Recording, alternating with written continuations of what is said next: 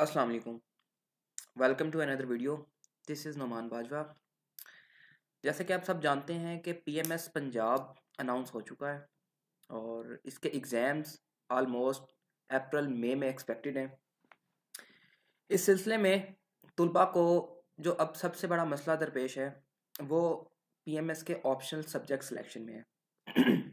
क्योंकि इस सिलसिले में सीएसएस के बारे में बहुत सारी गाइडलाइन अवेलेबल होती हैं, बहुत सारे अकेडमीज़ होती हैं, लेकिन पीएमएस के सिलसिले में पीएमएस पंजाब और जो दूसरे सूबों के हैं उसमें तलबा को बहुत सारी मुश्किलात का सामना होता है। तो आज की इस वीडियो में मैं आपको पीएमएस के ऑप्शनल सब्जेक्ट चूज़ करने का तरीका और उनका स्कोरिंग ट्रेंड बताऊंगा, ताकि आप उस बेस पर, उस क्राइटेरिया पर अपने ऑप्शनल सब्जेक्ट्स को चूज़ करें। सबसे पहले मैं पीएमएस का आपको ओवरव्यू दे देता हूँ। पीएमएस 1200 मार्क्स का एक एग्ज़ाम है। इसके अंदर ऑप्शनल और कंपलसरी सब्जेक्ट्स पर मुश्तमिल एग्ज़ाम्स होते हैं। इसके अंदर 600 मार्क्स के कंपलसरी सब्जेक्ट्स हैं, जो कि 6 सब्जेक्ट्स हैं और हर एक सब्जेक्ट के 100 मार्क्स हैं। इस पर मैं एक डिटेल वीडियो अलग से बनाऊंगा और आपके साथ कंपलसरी सब्जेक्ट्स की तमाम प्रिपरेशन के बारे में बताऊंगा। लेकिन आज हमने पीएमएस ऑप्शनल्स की बात करनी है।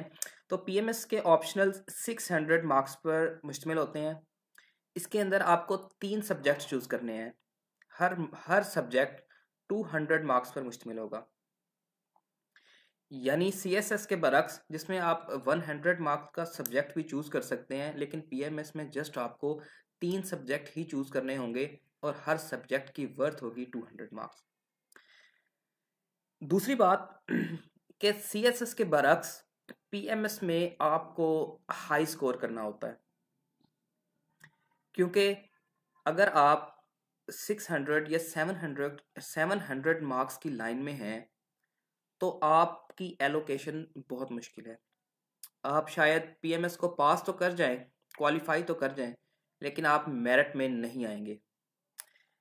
लिहाजा सब्जेक्ट सिलेक्शन आपकी बहुत प्रूडेंट होनी चाहिए। इस सिलसिले में आपको बहुत एहतियात से काम लेना होगा, क्योंकि एक सब्जेक्ट जो आप गलत चूज़ कर लेंगे वो आपको आपकी एलोकेशन से दूर ले जाएगा। हम बात करते हैं पीएमएस के ऑप्शन सब्जेक्ट्स की। तो जैसे कि आप स्क्रीन पे देख रहे हैं, पीपीएससी पीएमएस ने 7 ग्रुप दिए हुए हैं। आप एक ग्रुप में से एक सब्जेक्ट को चूज़ करते हैं जिसकी वर्थ 200 मार्क्स होगी। इस तरह आपको 3 सब्जेक्ट चूज़ करने हैं। ग्रुप ए की बात करें तो आप इसमें देख रहे हैं कि इसमें कॉमर्स, इकोनॉमिक्स, बिजनेस एडमिनिस्ट्रेशन और पब्लिक एडमिनिस्ट्रेशन के सब्जेक्ट्स हैं। अगर मैं कॉमर्स और इकोनॉमिक्स की बात करूं तो कोई भी स्टूडेंट्स जो इसको चूज़ करेगा, फर्स्ट ऑफ ऑल उसका बैकग्राउंड होना चाहिए कॉमर्स और इकोनॉमिक्स का। अगर आपका बैकग्राउंड नहीं है या आपकी ग्रिप नहीं है इन सब्जेक्ट्स में, तो आप इनको चूज़ ना करें।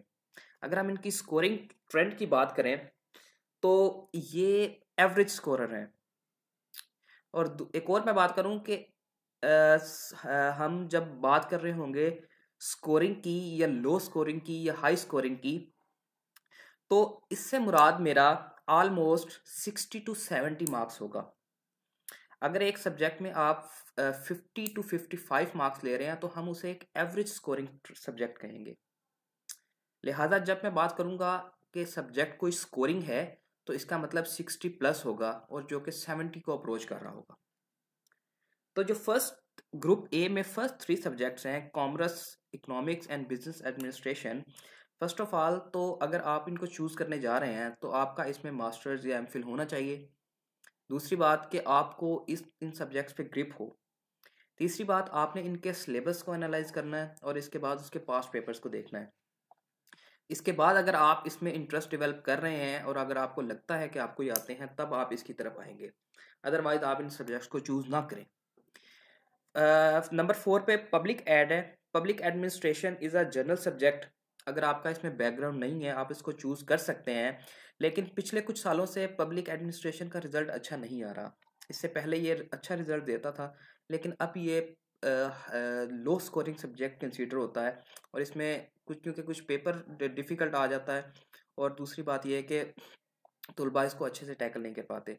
इसी वजह से इसको एक लो स्कोरिंग सब्जेक्ट ही कंसीडर किया जाएगा। ग्रुप बी की तरफ आए, इसमें agriculture, veterinary sciences, botany, zoology है। अगेन इसमें कोई भी जेनेरिक सब्जेक्ट नहीं है। अगर आपकी इसमें बैकग्राउंड है तो आप ये सब्जेक्ट चूज़ करेंगे। तमाम सब्जेक्ट साइंस सब्जेक्ट्स हैं। अगर आपकी इसमें मास्टर्स और एमफिल है तो आप इसको चूज़ करेंगे। और अगर बात करूँ उनके स्कोरिंग ट्रेंड की, तो इन सब्जेक्ट्स को आप स्कोरिंग कह सकते हैं। डिपेंड्स ऑन यू कि आप इसको पेपर को आप किस तरह टैकल करते हैं, क्योंकि अक्सर ये होता है कि पेपर मुश्किल आ जाता है, आउट ऑफ सिलेबस तो हम इसको नहीं कह सकते, लेकिन आपकी आउट ऑफ प्रिपरेशन आ जाता है। वहाँ जाकर आपके कुछ क्वेश्चन जो हैं वो अच्छे नहीं होते और आपके मार्क्स कम हो जाते हैं। अगर हम पास्ट पेपर में डीएमसीज देखें तो जोलॉजी के एक पेपर, बॉटनी के एक पेपर में मार्क्स अच्छे हैं, 70 में हैं, और दूसरे पेपर में मार्क्स 50 में हैं। तो ओवरऑल इनके सब्जेक्ट्स 100 120 पर लाई कर रहे होते हैं। तो इसलिए आपको इन सब्जेक्ट्स की अगर आप इनको चूज़ करने जा रहे हैं तो आप सबसे पहले इनका सिलेबस, इसके पास्ट पेपर को देखेंगे, इसके बाद आप इनको चूज़ करेंगे। ग्रुप सी की बात करें, अगेन इट्स सब स्पेशल सब्जेक्ट्स, यानी जिनमें अगर आपका मास्टर्स है, अगर आपके एक्सपर्ट हैं तो आप इनको चूज़ करेंगे। Mathematics, computer science, statistics, principle of engineering. मैं दोबारा इस पर वही बात करूँगा जो मैंने ग्रुप बी में बात की, कि अगर आप इसमें मास्टर्स हैं तो आप इनको चूज़ करेंगे। दूसरी बात कि आप इनके पास्ट पेपर्स को एनालाइज करेंगे। इनके स्कोरिंग ट्रेंड की बात करूं तो ये स्कोरिंग रहे हैं।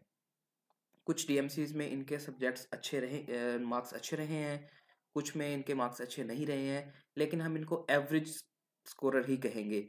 अगर आप इनको अच्छे से प्रिपेयर कर लेते हैं और अच्छे से पेपर में आप इसको गो थ्रू कर देते हैं तो आप इसमें अच्छे मार्क्स ले भी सकते हैं। तो अगर आप इनमें एक्सपर्ट हैं और आप समझते हैं कि इसका सिलेबस आपने ऑलमोस्ट पढ़ा हुआ है तो आप इसके साथ ज़रूर जाइएगा। ग्रुप डी की बात करूं, इसमें फिजिक्स, केमिस्ट्री, जियोलॉजी है। अगर फर्स्ट 3 की बात करूं तो इसके लिए भी आपको इन सब्जेक्ट्स में मास्टर होना ज़रूरी है। ये स्कोरिंग सब्जेक्ट्स ही हैं, इसमें आप अच्छा स्कोर ले सकते हैं। केमिस्ट्री की बात करूं तो मैंने खुद केमिस्ट्री को चूज़ किया था अपने सब्जेक्ट्स में, और मेरे एक सब्जेक्ट में 80 मार्क्स भी आए हुए हैं। तो इस सिलसिले में मैंने स्कोरिंग ही कंसीडर करूंगा। लेकिन फिर वही बात कि अगर आप इसको सिलेबस को अच्छी तरह से देख लेते हैं तो 16 नंबर पर ग्रुप डी में जियोग्राफी है। जियोग्राफी एक जनरल सब्जेक्ट है, अगर आपका बैकग्राउंड नहीं है आप तब भी इसको चूज कर ले सकते हैं। Geography is a average scoring subject. आप इसमें 70-80s पर जाना मुश्किल हो जाता है, आप इसमें 60s में लाइक कर रहे होते हैं। इसलिए ज्योग्राफी को अब रिकमेंड ज़्यादा नहीं किया जाता। अगर आप इसके साथ जाना चाहते हैं तो आप इसके पास्ट पेपर्स को लाजमी देखिएगा और फिर इसकी तरफ जाइएगा। ग्रुप ई की बात करें, it's a political science, history, law and mass communication. Political science बहुत ज़्यादा चूज़ किया जाता है क्योंकि ये ओवरलैप कर रहा होता है आपके पाकिस्तान अफेयर्स के साथ और सीएसएस में करंट अफेयर्स के साथ। इस तरह पॉलिटिकल साइंस को मोस्टली चूज़ किया जाता है। अगर इसकी मैं स्कोरिंग ट्रेंड की बात करूं तो ये भी एक एवरेज स्कोरिंग हो गया है, जिसमें आप 60 to 70 मार्क्स ले रहते हैं। अगर आपने इसमें एक्सेप्शनल मार्क्स लेने हैं तो आपको इसकी प्रिपरेशन भी एक्सेप्शनल करनी पड़ेगी। लिहाजा पॉलिटिकल साइंस को आप चूज़ करें। अगर आपका बैकग्राउंड नहीं है तब भी आप इसको रख सकते हैं, लेकिन बात फिर वही होगी कि इसमें आपको तैयारी थोड़ी सी एक्सेप्शनल करनी पड़ेगी, क्योंकि सीएसएस और पीएमएस के पॉलिटिकल साइंस के सब जो सिलेबस है उसमें कुछ डिफरेंस है। दूसरी बात कि पॉलिटिकल साइंस के जो पेपर है वो कुछ अनट्रेडिशनल सा आ जाता है। उसमें हर दफ़ा वो कोई क्वेश्चन इस तरह के ऐड कर देता है जिसमें बच्चे कंफ्यूज हो जाते हैं और उन्हें प्रॉब्लम फेस करना पड़ती है, और एक क्वेश्चन की वजह से उनका टोटल स्कोर जो है वो कम हो जाता है। लेकिन overall political science is a good subject, आप इसको चूज़ करें। History, law and mass communication की बात करूं तो मास कम्युनिकेशन एक अच्छा सब्जेक्ट रहा है, स्कोरिंग ट्रेंड भी इसका अच्छा रहा है। अगर आपकी मास कम्युनिकेशन में डिग्री है तो आप इसके साथ जा सकते हैं। हिस्ट्री, लॉ एक एवरेज स्कोरिंग सब्जेक्ट्स हैं, इनको बहुत ज़्यादा रिकमेंड नहीं किया जाता। इसके अलावा आपके पास दूसरे ऑप्शंस अवेलेबल हैं कि आप इनको छोड़कर उसकी तरफ जाएं। लेकिन अगर आपका इसमें इंटरेस्ट है और अगर आप समझते हैं कि मुझे इसका सिलेबस और पास्ट पेपर में ग्रिप है तो आप इसकी तरफ जाएं। ग्रुप एफ की बात करते हैं, philosophy, psychology, sociology, social work. इन तमाम सब्जेक्ट्स को बच्चे ज़्यादा चूज़ कर रहे होते हैं, लेकिन आपको इसमें से एक ही सब्जेक्ट चूज़ करना है। फ़िलासफ़ी की बात करूँ तो philosophy is a high scoring subjects. पिछले साल 2022 जो कि एक्चुअली 2023 में एग्ज़ाम्स हुए थे, उसमें फ़िलासफ़ी में 70 टू 80 मार्क्स भी आए हुए हैं। तो इस वजह से फ़िलासफ़ी ने पिछले साल बहुत अच्छे मार्क्स लिए हैं, और अगर इसके पिछले दूसरे सालों की जो प्रोग्रेस देखें तो वहाँ भी philosophy is a good scoring subject. लेकिन इसमें भी अगर आपका इंटरेस्ट नहीं है, अगर आप इसको बिल्कुल न्यू हैं, तो आप दूसरे सब्जेक्ट्स को इस पर कंसीडर कर सकते हैं। अगेन मैंने बताया कि सब्जेक्ट को सिलेक्ट करने के लिए first of all you have to see the syllabus, then you have to analyse the past paper. अगर आप इन दोनों चीज़ों के बाद आप सब्जेक्ट में अपना इंटरेस्ट डेवलप कर पाते हैं, और दूसरी बात यह है कि आप समझते हैं कि मैं इसको कर लूँगा, तब आप इसके साथ जाइएगा। साइकोलॉजी की बात करें, psychology is again a good scoring subject, लेकिन साइकोलॉजी चूज करने के लिए फिर वही दो क्राइटेरिया कि अगर आपकी इसमें डिग्री है तो आप इसको चूज करें।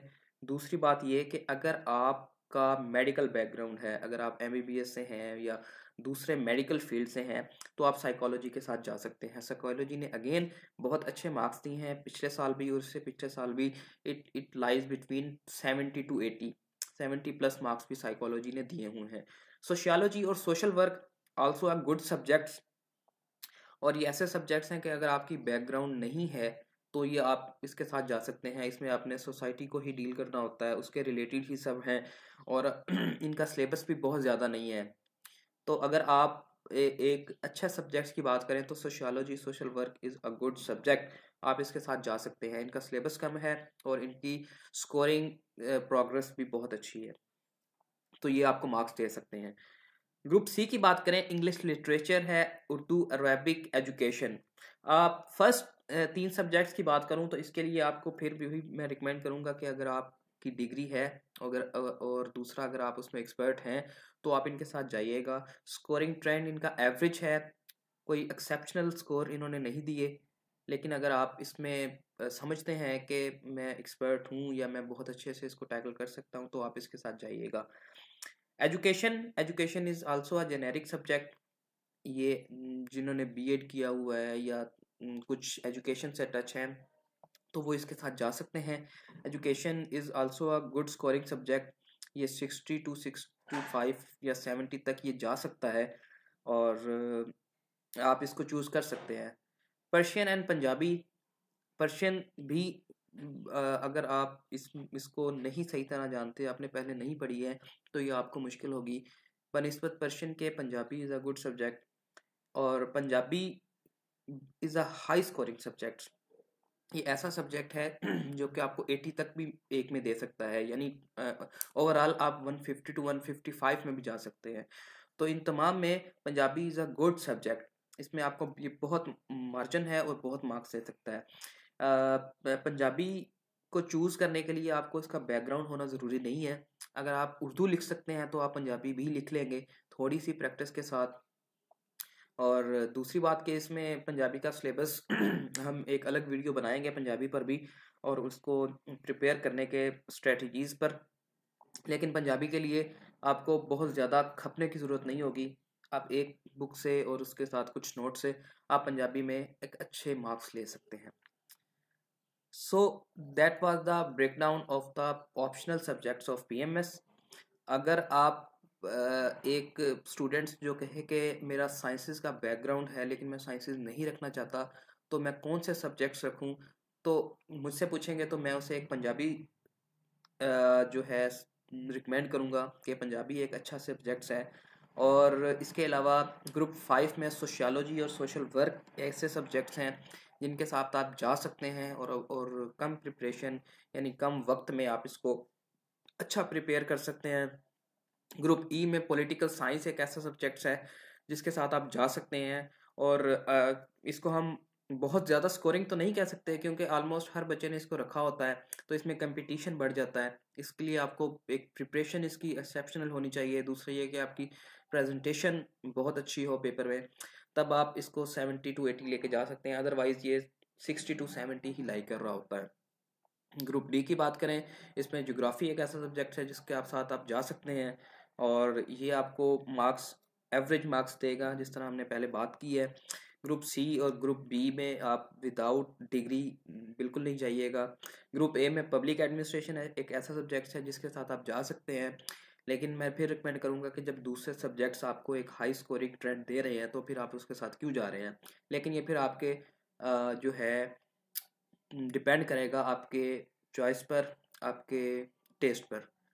सो इसके अलावा अगर आपको कोई क्यूरी हो तो आप कमेंट सेक्शन में अपना ऑप्शनल सब्जेक्ट का सेट सेंड कर सकते हैं। मैं उनको एड्रेस कर दूंगा कि ये एक जो आपका पेयर आपने बनाया है वो एक अच्छा है स्कोरिंग के लिहाज से या नहीं। आज के लिए इतना ही। Thank you so much.